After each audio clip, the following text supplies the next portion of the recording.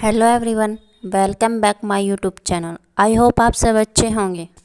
यह प्रेम कहानी हमें यह बताती है कि गृहस्थ आश्रम में पति पत्नी का प्रेम कितना अदृश्यम और कितना महान हो सकता है। इस कहानी का स्रोत महाकवि कालिदास द्वारा लिखित रघुवंशम महाकाव्य है। तो आइए आज की कहानी शुरू करते हैं। अयोध्या में एक शंकु वंश के राजा रघु राज्य किया करते थे। रघु इतने प्रतापी राजा हुए, उनके नाम पर वंश को रघुवंश के नाम से भी जाना जाने लगा। उसी महाराजा रघु के प्रतापी पुत्र हुए अज। अज अपने पिता के समान ही गुणवान, बलवान और बुद्धिमान थे। एक बार राजा रघु ने विश्वजीत नामक यज्ञ किया। उस यज्ञ में उन्होंने अपना संपूर्ण धन दान में दे दिया, लेकिन उस यज्ञ के परिणाम स्वरूप वे पूरी धरती के राजा भी बन गए। लेकिन उस यज्ञ के दौरान कम ही समय में अपना संपूर्ण धन दान में दे देने के कारण राजा रघु कुछ समय के लिए निर्धन हो गए। उस समय राजा रघु ने राज्य में वरंतंतु नामक ऋषि रहा करते थे। वे मंत्रदंता ऋषि थे और बड़े महान ऋषि थे। उनके एक शिष्य हुए कोष्ठ। जब कोष्ठ की शिक्षा दीक्षा पूर्ण हुई तो वे कोष्ठ ने अपने गुरु से गुरु दक्षिणा मांगने का कहा। इस पर वरतंतु ने कहा कि वत्स्य, कि मैं तुम्हारी गुरु भक्ति से बड़ा ही प्रसन्न हूँ। तुम्हारी निष्काम सेवा ही मेरे लिए गुरु दक्षिणा है। मैं तुमसे और कुछ नहीं चाहता हूँ। इस पर कोष्ठ ने कहा कि नहीं गुरुजी, आपने कुछ न कुछ गुरु दक्षिणा मांगनी होगी। कोष्ठ हठ पर आ गए थे। गुरुवंतों को अपने शिष्य के हठ से बहुत गुस्सा आ गया। उन्होंने कहा कि कोष्ठ, यदि तुम मुझसे दक्षिणा देना ही चाहते तो सुनो, मैंने 14 प्रकार की विद्याएं प्रदान की है। तुम मुझे प्रत्येक विद्या के लिए 1-1 करोड़ स्वर्ण मुद्राएं दान करो। यानी कि ऋषिवर्धन ने अपने शिष्य से 14 करोड़ स्वर्ण मुद्राएं मांग ली। अब कोष्ठ हद पर थे। उनके पास ना देने के लिए कोई चारा तो था ही नहीं और उनके पास इतना धन देने को भी नहीं था। अब वे क्या करते। लेकिन उन्होंने अपने गुरु की बात माननी ही थी। उन्होंने अपने गुरु से कुछ समय मांगा और वहाँ से प्रस्थान कर गए। उन्होंने सोचा कि इतना धन तो मेरे पास कभी नहीं आ सकता, इसलिए मैं अपने राजा के पास चलकर कुछ धन की मांग करता हूँ। इसलिए विचार को लेकर वे रघु के पास आए। राजा रघु ने अपने कुल की प्रतिष्ठा के अनुसार ही कोष्ठ के प्रदक्षिणा की अतिथि सत्कार किया। कोष्ठ राजा रघु के अतिथि सत्कार से प्रसन्न तो हुए, लेकिन उन्होंने देखा कि इस अतिथि सत्कार में राजा रघु ने मिट्टी के पात्रों में अन्न जल समर्पित कर रहे हैं। कोष्ठ पहले से जानते थे कि रघु ने विश्वजीत यज्ञ किया, लेकिन उन्होंने अंदेशा था कि राजा रघु पूरी धरती के सम्राट हैं, तो अब तक तो उनके कोष में वह भंडारा आ गया होगा। लेकिन मिट्टी के पात्रों को देखकर कोष्ठ ने सहज ही अनुमान लगा लिया कि रघु अभी निधन से उभरे नहीं हैं। जब राजा रघु ने कोष्ठ की प्रदक्षिणा कर ली, उनका अतिथि सत्कार कर लिया, तो उन्होंने कुशल विशेष पूछा और कहा, महर्षि यहाँ आने का कारण बताइए। इस पर कोष्ठ ने अपने व अपने गुरु की कुशल विषय के बारे में बताते हुए कहा कि महाराज, कि मैं यहाँ जिस उद्देश्य से आया हूँ आप उसे पूर्ण नहीं कर सकते। इससे मैं आपसे नाराज भी नहीं हूँ और मुझे आपकी स्थिति का पता नहीं था, इसलिए मैं आपके पास चला आया हूँ। मैं प्रत्येक अतिथि सत्कार से बड़ा ही प्रसन्न हूँ, लेकिन अपनी बात को अपने मन में ही लिए यहाँ से चला जाऊँगा। इससे आपको ना कहने का पाप भी नहीं लगेगा और मुझे ना मिलने का दुख भी नहीं लगेगा। अब राजा रघु ने कहा कि महाराज, यदि आप हमारे दरवाजे से आप बिना कुछ मांगे और बिना कुछ ले लौट जाओगे तो यह हमारे कुल की प्रतिष्ठा में कलंक होगा। शाकु वंश में किसी भी राजा ने किसी भी याचक को खाली हाथ नहीं भेजा, फिर भी इस वंश का राजा रघु ऐसा काम करता है तो पूरे इतिहास में वह बदनाम होगा। अब कोष्ठ ने कहा, महाराज, मैं आपकी बात व आपकी मनोदशा समझ रहा हूँ, लेकिन मुझे जो मांगना है वो आप इस समय नहीं दे सकते। रघु ने कहा, आप मांग कर तो देखिए। रघु, ऐसा क्या चीज़ है जो रघु ना प्रदान कर सकता। अतः मैं राजा रघुन के बार बार कहने पर कोष्ठ ने अपनी बात बताई और कहा, गुरु ने मुझे 14 करोड़ स्वर्ण मुद्राएं की मांग रखी है। मैं चाहता हूँ कि आप मुझे वे मुद्राएं प्रदान करें ताकि मैं अपने गुरु को यह ऋण देकर उनके दृश्य से ऋण हो सकूं। रघु के पास उस समय उनके कोष्ठ में 1 फूटी कौड़ी तक भी नहीं थी। उन्होंने कहा कि महाराज, मैंने पूरी धरती से कर लेकर यज्ञ में दान कर दिया। इतनी जल्दी पुण्य से कर मांगना अच्छी बात नहीं होगी, यह प्रजा पर अत्याचार होगा। इसलिए आप 2-3 दिनों तक मेरे यज्ञशाला में विश्राम कीजिए। मेरी यज्ञशाला में हमेशा ही 3 अग्नि प्रज्वलित रहती है। आप 4 अग्नियों के भांति मेरे यज्ञशाला को प्रविष्ट बनाइए। ऋषि कोष्ठ ने राजा रघु की बात को मानकर उनकी यज्ञशाला का अतिथि सत्कार स्वीकार कर लिया। इधर रघु ने मन ही मन सोचा कि पूरी धरती के सभी राजाओं से मैंने कर ले ही लिया, उनसे पूर्ण कर मांगना उन पर पूर्ण अत्याचार करना होगा। क्यों ना स्वर्ग के कोषाध्यक्ष कुबेर से इस धन की मांग की जाए। लेकिन वे जानते थे कि कुबेर मांगने से धन नहीं देंगे। इसलिए राजा रघु ने अपने गुरु वशिष्ठ द्वारा अभिमंत्रित किए हुए रथ पर बैठकर स्वर्गलोक पर चढ़ाई करने का निर्णय लिया। विश्राम में ही पूजा अर्चना करके रथ में बैठ गए, क्योंकि उसी समय मुहूर्त था और वे रथ में बैठे ही सुबह होने की प्रतीक्षा करने लगे ताकि सुबह होते ही वे कुबेर पर चढ़ाई करके स्वर्ण मुद्राएं वसूल कर सके। लेकिन रघु का प्रताप इतना अधिक था कि रात में कुछ समय के लिए जब रघु की नींद लगी तो अचानक से उनके कोषाध्यक्ष ने आकर उनको जगा दिया कि महाराज की एक आश्चर्यजनक बात हुई है। हमारे सारा कोष स्वर्ण मुद्राएं से भरा पड़ा हुआ है। रघु समझ गए कि कुबेर ने उनके युद्ध के भय से डर कर उन्हें कुछ स्वर्ण मुद्राएं अर्पित की है। वह स्वर्ण मुद्राएं 14 करोड़ से अधिक थी। रघु चाहते थे कि कोष्ठ उन सभी को ले जाए। कोष्ठ चाहते थे कि मैं 14 करोड़ से एक भी मुद्रा अधिक नहीं लूँगा। दानी देने के लिए उतावला था और याचक अपनी याचना से अधिक लेना नहीं चाहता था।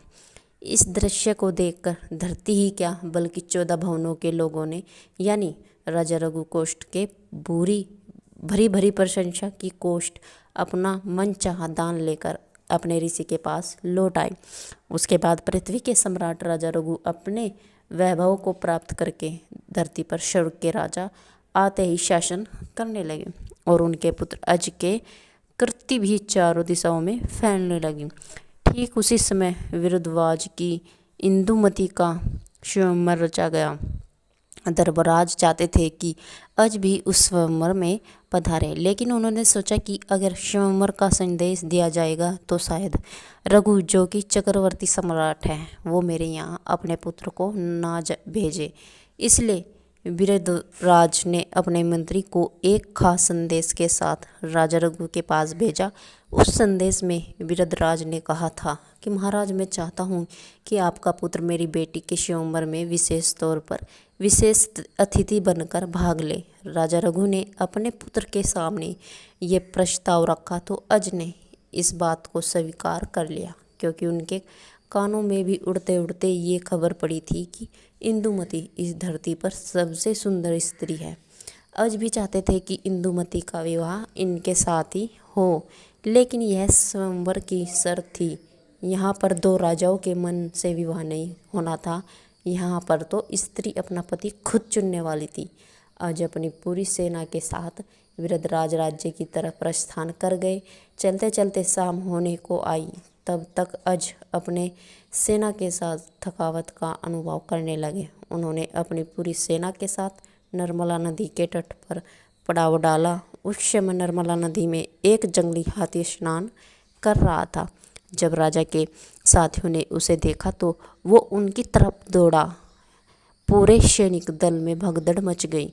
जब राजा रघु को नाम लेकर पुकारने लगे, महावतों के वंश में कोई भी हाथी नहीं रहा। तब राजा रघु उस हाथी के सामने गए। वे चाहते तो हाथी को शिकार भी कर सकते थे। लेकिन शास्त्रों में लिखा हुआ है कि बेवजह हाथी को नहीं मारना चाहिए। इसलिए अज ने अपेक्षावर्त वाला एक बाण उठाया ताकि इस हाथी को थोड़ी सी चोट दी जाए और यह भागकर जंगल में चला जाए। लेकिन उस छोटे से लोहे के फल वाले बाण लगते ही वह हाथी वहाँ से अदृश्य हो गया और वहाँ पर एक गंधर्व प्रकट हुआ। गंधर्व ने राजकुमार अज को बताया कि राजकुमार, मैं प्रियदर्शन नामक गंधर्व का पुत्र प्रियम हूँ। एक बार जीवन जावनी में मैंने ऋषिमत की अवहेलना कर दी, इसलिए उन्होंने शाप दिया था कि मैं जंगली हाथी बन जाऊंगा। जब मैंने उनसे बहुत विनती की तो उन्होंने कहा, राजकुमार अज के किसी भी हथियार का शरीर में स्पर्श होते ही मैं शाप से मुक्त हो जाऊंगा। आज मैं आपकी कृपा से शाप मुक्त हुआ। मैं चाहता हूँ कि हम दोनों दोस्त बन जाएं। तब अज ने उस गर्दवर्धन की मित्रता को स्वीकार कर लिया। बदलने में उस गर्दवर्धन ने राजकुमार अज को एक ऐसा हथियार प्रदान किया जिसके संचालन से शत्रु पक्ष के सभी वीर सम्मोहित हो जाते थे और फिर उनसे शत्रु हटाए नहीं उठता था। राजा अज ने खुशी से उस शस्त्र को ग्रहण कर लिया। अगली सुबह उनकी सेना ने बृहदनरेश देश की ओर प्रस्थान किया। वहाँ पर जाने पर बृहदनरेश ने अज की बड़ी ही भक्त आदर सत्कार किया। जब स्वयंवर का समय आया तो अज उस स्वयंवर में पधारे। अज की शोभा अन्य सभी राजाओं से अद्भुत और निराली थी और उनका आसन भी सभी राजाओं से अलग लगा हुआ था। एक तरह से यह तय था कि इंदुमती अज से विवाह करे, लेकिन यहाँ पर इंदुमती के चयन का प्रश्न था। इंदुमती जब स्वयंवर में आई तो उन्होंने अज को देखा तो वह तो सहज रूप से अज के सौंदर्य पर मोहित हो गई। इंदुमती के साथ उनकी सहेली भी थी जो कि इंदुमती की मंत्री भी थी। वह बारी बारी से सभी राजाओं का परिचय कराते हुए इंदुमती से विवाह करने का प्रस्ताव रखती थी। इंदुमती सभी को नकारती जा रही थी। जैसे ही इंदुमती अज के पास पहुंची तो उनके शरीर के हाव भाव को देखकर उनकी सखी ने अनुमान लगा लिया था कि अज से ही विवाह करने वाली है। इस पर सखी ने हंसते हुए कहा कि ये कोई बड़े राजकुमार नहीं है, इनके पिता बड़े राजा हैं, आप इनसे विवाह मत कीजिए। ये तो जब राजा बनेंगे उस भरे उम्र में। चूँकि इंदुमती अपने पिता और पूरे समाज के सामने प्रेम का प्रदर्शन नहीं करना चाहती थी, इसलिए उन्हें कनखियों से अपने सखी की तरफ देखा। सखी राजकुमारी की मनसा समझती थी। वह तो हंसी टिटोली कर रही थी। अंत इंदुमती के आदेश पर उस सखी ने इंदुमती के हाथ से वह वरमाला राजा अज के गले में पहनवा दी। राजा अज और इंदुमती दोनों एक दूसरे के हो गए। इधर स्वयंवर में जो अन्य राजा पधारे थे उन्हें यह विवाह रास नहीं आया, क्योंकि यह तो उनकी हार थी। लेकिन बृहदनरेश ने यहाँ में अतिथि बनकर आए थे, इसलिए उनके राज्य में कुछ भी करना उचित नहीं समझा, बल्कि जिस रास्ते से अज लौटने वाले थे उस रास्ते पर उन्होंने सम्मिलित रूप से सेना तैयार करके घेरा डाल दिया। इधर कुछ दिनों के अतिथि सत्कार के बाद बहु विधि से विवाह करने के उपरांत इंदुमती को लेकर अज अपने राज्य अयोध्या की तरफ लौटने लगे। रास्ते में उन राजाओं की सम्मिलित सेनाओं ने उनका रास्ता रोक लिया। दोनों तरफ की सेना में घमासान युद्ध छिड़ गया। इधर अज की छोटी सी सेना थी और उधर राजाओं की बड़ी सम्मिलित सेना थी। लेकिन राजकुमार अज का रण कौशल इतना अद्भुत था, उनकी छोटी सी सेना ने उनकी बड़ी सेना पर भारी पड़ने लगी। जब राजाओं ने देखा कि हम एक एक करके अज का सामना नहीं कर सकते तो उन्होंने नीति विरुद्ध काम किया। वे सब एक साथ मिलकर अज को मारने के लिए दौड़े। उन्होंने यह विचार किया, यदि अज समाप्त हो जाएगा तो उनकी सेना का अस्तित्व ही मिट जाएगा। उन सभी राजाओं ने चारों तरफ से अज को घेर लिया और उन पर एक ही साथ इतने अस्त्र शस्त्र फेंक मारे कि राजकुमार का रक्त उन अस्त्र शस्त्रों से ढक गया। केवल उनकी ऊंची पताक कुछ भागी दिखाई दे रहा था, जिससे उनकी सेना को यह पता चल रहा था कि अज कहाँ पर है, लेकिन अज ने अपने पराक्रम से उन सभी हथियारों को निरस्त कर दिया और गर्दुरन द्वारा दिए गए उस सम्मोहन के हथियार को प्रयोग किया, जिससे शत्रु की सारी सेना सम्मोहित हो गई। अज चाहते थे तो उन सभी को वहीं मार सकते थे। उन्होंने उनके ही खून में एक चिट्ठी लिखकर छोड़ दी कि तुम सबको प्राणदान दे सकूं, इतना समझ लो कि मैं तुम्हें कभी भी समाप्त कर सकता हूँ। इसलिए तुम अपने आप को अपने अधीन जानो और खुशीपूर्वक अपने राज्य में जाकर राज किया करो। मुझे लड़ने की हिम्मत दोबारा मत करना। अज की इस जीत से इंदुमती उनके प्रति और आकर्षित हुई। वे दोनों एक दूसरे से बहुत प्रेम करने लगे। इधर जब विवाह करके अज अपने अयोध्या राज्य में जब वापस आए तो राजा रघुवीर बड़े ही प्रसन्न हुए। उन्होंने उस पूरी धरती का सम्राट अज को नियुक्त कर दिया और सब सन्यासी हो गए। कालिदास लिखते हैं, राज्य को पाने के लिए बड़े बड़े राजाओं के पुत्र वापस में कलंक किया करते हैं, अपने पिता से ही लड़ जाते हैं। उस राज्य को अज ने सहज ही प्राप्त कर लिया। अज अब पृथ्वी के प्रति सम्राट भी थे और अपनी पत्नी के लिए एक साधारण प्यार करने वाले भी थे। इधर राजा रघु ने सन्यासी होकर अपने शरीर त्यागा और स्वर्ग को प्रस्थान कर गए। अज ने अपने पिता की अस्थि सत्कार पूर्वक और विधि द्वारा कराई। कुछ समय पश्चात इंदुमती को एक पुत्र हुआ। वह पुत्र अपने लक्षणों में अपने दादा रघु और अपने पिता अज से भी बड़ा हुआ था। ज्योतिष ने कहा कि यह पुत्र आपके सूर्यवंश के कीर्ति को दशाओं में फहराने वाला होगा। इसलिए उस पुत्र का नाम रखा गया दशरथ। दशरथ धीरे धीरे बड़ा होने लगा। इधर अज अपनी पत्नी से बहुत प्रेम किया करते थे। वे अक्सर अपने बनाए हुए उद्यान में प्रेम पूर्वक विवाह किया करते थे। एक समय जब वे दोनों उस उद्यान में विवाह कर रहे थे और इंदुमती अज के पैरों से सिर रखकर सो रही थी, तो उसी समय देववंशी नारायण निकले। वे गोरखकर्ण तीर्थ की तरफ निकले थे। जब वे उद्यान के ऊपर पहुँचे तो हवा के झोंके से उनकी वीणा में लगी पुष्पों की माला का एक पुष्प निकलकर इंदुमती की छाती पर गिर पड़ा। इंदुमती ने जितनी क्षण में उस पुष्प को देखा, उतने ही क्षण में वो पुष्प अंतर्ध्यान हो गया और उतने ही क्षण में इंदुमती के प्राण भी चले गए। कुछ समय राजा अज को ऐसा अंदेशा भी नहीं हुआ कि इंदुमती चली गई, लेकिन जब उन्होंने देखा कि इंदुमती का शरीर निश्चित है और उनके मुख पर मृत्यु की कलिमा छा गई, तो वे अप्रत्यय रह गए। उन्होंने बहुत प्रयास किया कि इंदुमती जगे, लेकिन इंदुमती अब यहाँ पर नहीं थी। राजा अज अपनी पत्नी के लिए विवल हो गए और विलाप करने लगे। उनका विलाप इतना करुण था कि उनके साथ उनके सेवकों ने रोना प्रारंभ भी किया, लेकिन साथ ही उनकी पूरी प्रवृत्ति रोने लगी। अज के इस करुण विलाप को कालिदास जी ने अपनी पुस्तक रघुवंश में इतनी करुणा के साथ लिखा, उसे पढ़ते हुए आंखें सहजल होती है।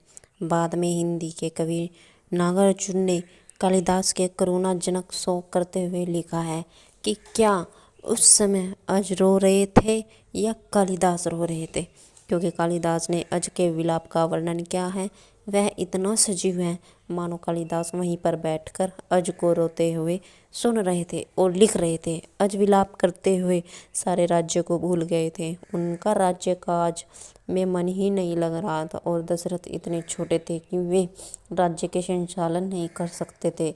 एक बार अज के मन में एक विचार आया कि वे अपनी पत्नी के साथ ही सटीक हो जाए। ये इनका क्रांतिकारी विचार था। उनके सटीक होने की बात सुनी जाती थी, लेकिन पति के सटीक होने की बात नहीं सुनी जाती थी। अतः अज ने यह नहीं क्योंकि वे सिर्फ एक पति ही नहीं थे, बल्कि एक राजा भी थे और एक पिता भी थे। लेकिन इतना सब होने के बावजूद भी उनका मन राज्यकाल में नहीं लग रहा था। वहीं विशिष्ट मनु वहीं यज्ञ कर रहे थे, जिसके कारण वह राज्य में नहीं थे। जब उन्होंने अपनी तत्काल दृष्टि से इस बात को देखा तो तब उन्होंने अपने एक शिष्य को अज को समझाने के लिए भेजा। शिष्य ने अज को समझाया कि महाराज, आपकी इस दशा को अपनी तत्काल दृष्टि से देखकर वशिष्ठ मुनि ने मुझे यहाँ पर भेजा। उन्होंने कहलवाया है कि उसकी पत्नी जो स्वर्गलोक चली गई वह स्वर्ग जाने के लिए आई थी। वह अपने पिछले जन्म में हरि नामक में एक अप्सरा थी, जिस अप्सरा को इंद्र ने तरुण बिंदु ऋषि के यहाँ उनकी तपस्या भंग करने के लिए भेजा था। वह हरि ने अपने प्रयासों से तृण बिंदु से तपस्या भंग कर दी तो तरुण बिंदु ऋषि ने उसे साप दिया था कि तुम जाओ कि अप्सरा योनि को छोड़कर मानवी बन जाओ। इस पर हरि ने उनसे कहा कि मैं तो दूसरे के यहाँ काम करने वाली हूँ, मुझे तो इंद्र की आज्ञा का पालन करना था। प्रभु, मेरी कोई गलती नहीं है। तब तर्पण बिंदु ने कहा कि जब तुम्हें स्वर्ग में कोई फूल दिखेगा तो तुम अपने शरीर को छोड़कर वापस अप्सरा बन जाओगी। उस दिन देवर्षि नारद की वीणा से गिरा वो फल फूल स्वर्ग का फूल था, इसलिए उसे देखकर इंदुमती के प्राण निकल गए। अज ने ध्यान पूर्वक इस बात को सुना और उन्होंने अपने गुरु की प्राण निवेदक किया। लेकिन इतना सब होने के बावजूद भी अज का मन राज्यकाल में नहीं लग रहा था। वे सदा के लिए इंदुमती के हो गए थे। धीरे धीरे समय बीतता गया। वे समय की प्रतीक्षा में लगे हुए थे। उनके मन में इंदुमती का शोक कभी नहीं गया। जैसे ही दशरथ कुछ तरुण हुए और राज्य की संचालन के योग्य हुए तो उन्हें अज ने अपने राज्यभार को दशरथ को सौंप दिया और वे अनशन व्रत लेकर बैठ गए। बिना कुछ खाए पिए उन्होंने ईश्वर का ध्यान किया और अंत में अपने शरीर को त्याग के अपनी पत्नी को स्वर्गलोक में प्राप्त किया। तो यह थी राजा अज और इंदुमती की प्रेम कहानी। कैसी लगी ये कहानी कमेंट करके ज़रूर बताइए।